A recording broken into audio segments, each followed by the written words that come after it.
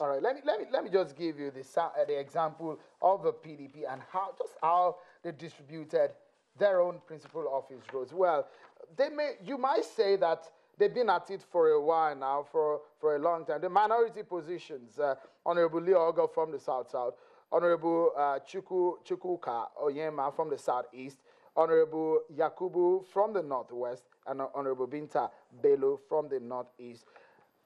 Evenly, you will see some level of representation, because that's exactly what everybody was talking about, because they say, oh, we are multi-ethnic group people in Nigeria, and just everybody should have a bit of what is on the table from the party point of view. But at the end of the day, the president is from the Northwest, the vice president from the Southwest, and we have the deputy speaker from the Southwest, and the majority leader from the Southwest. In the last administration, 7th Assembly, I'm sure that from a particular zone, we have about 3 principal officers from one particular zone. But I cannot recollect that zone now. In 7th Assembly. No. I can say authoritatively. I mean, if I have my computer here, I will give you the details of how in both chambers it's always been even. The point is this, Sheung. We are not complaining. It has nothing to do with federal character. No, but if you're not complaining, yes. Well, we have. I'll quickly play back this. I'll play this back for you. The problem we had from the onset was the problem of party position. That was all. And now we have resolved. We are at peace with one another. The Speaker of the House is doing his work. The majority leader happy with the Speaker, and we are all happy. You're sure that in the House, even the APC and the PDP, we are happy with ourselves in the House, because the reason why we are there is to serve the people, and everybody is eager to serve. I can remember that when the president called some members of the House of Assembly into a meeting at a villa, at the end of the day, the question that's the eve of the resumption of plenary, that's on Monday, and the plenary was supposed to be on Tuesday, and the body language is go and resolve your matter. A lot of people will ask the question that it looks so much like the intervention of the president is somewhat kind of weighing it in a way that is forcing the hands of the Dogara group to do what they do not want to do. I will tell you this. The president did not tell the House to go and do a specific thing. Well, you at that meeting? I was there. What he said to us was, look, respect the party. And please try as much as possible to resolve your problem. And let us continue to serve the people. That was what he said. So he did not state categorically, Dogara, go and do this. He didn't say that. Well, give us a privilege of knowing exactly what transpired in that meeting. That was what happened. It was a very short meeting. The meeting was about 15, 20 minutes. He just said, look, we have worked, and we owe the people. We should try as much as possible to resolve our differences so that we can hit the ground running. And we were able to resolve. And I can tell you categorically here that within us, in the National Assembly, House of Reps, we don't have any problem. If you were in the Senate, what would you do to rewrite? Because I know some members of your party are not happy with a PDP Deputy Senate President in the APC majority National Assembly. He has told you, you need the required number to unseat him. That is the Deputy Senate President. But one thing I just know in life is that whatever is planted on a faulty foundation will crumble. What do you mean? Whether now or later. What do you mean by that? No, what I'm trying to let you know is that certainly my party is not happy about the situation, and Dino told you as well. So what I'm only telling you in life, if God is the only thing you have, then you have all you need to move on in life. You think that your party goofed at that point by allowing such thing to happen?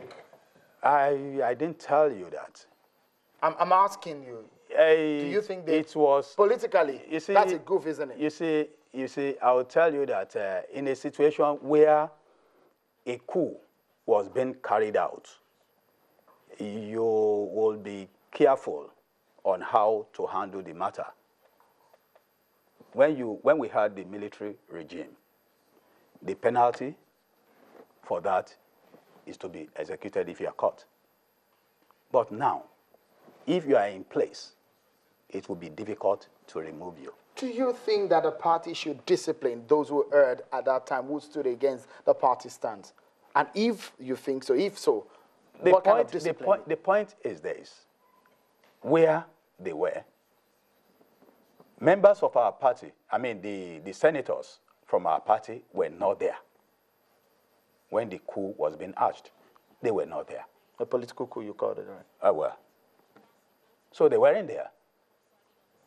I think it is better we leave the matter for the Senate to settle. Going forward, a lot of people have talked about your principal, someone whom you've worked with, and his position in this matter. At this point, do you think he's happy? The former governor of Lagos State, whom you work with. I work with two former governors of Lagos I mean, State. Senator Bola Tinubu. That's the leader, the national leader of APC. Is the national leader? Is, of course. The national leader, or one of the national leaders? Well, one of the national leaders.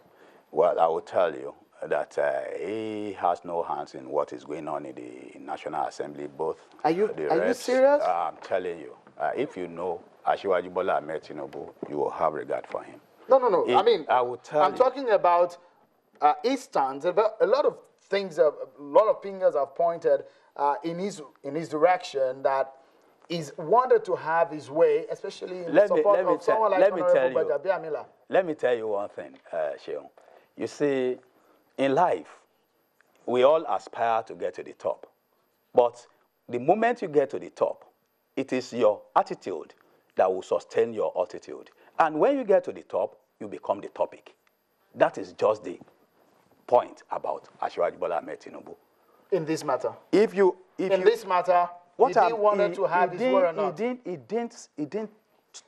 didn't have anything to do about the matter. I'm telling you. Just a moment. On the morning of the inauguration, he was at ICC, an international conference center where the meeting was supposed to happen. Meeting of the party with the senators and the House of Reps members. And you said he doesn't have a hand in it at all? I mean, the party, our party representatives were there. Asiwaju, one of the national leaders, was there, and other national leaders. So how can you now say because of that he has hands in it? I'm asking. I'm not saying for sure, but I'm asking. Well, I will tell you. From what the information that we have, I will tell you that. I will tell you that Asiwaju is the father of all. In your party, right? Yes, he's the father of all of us, including the president.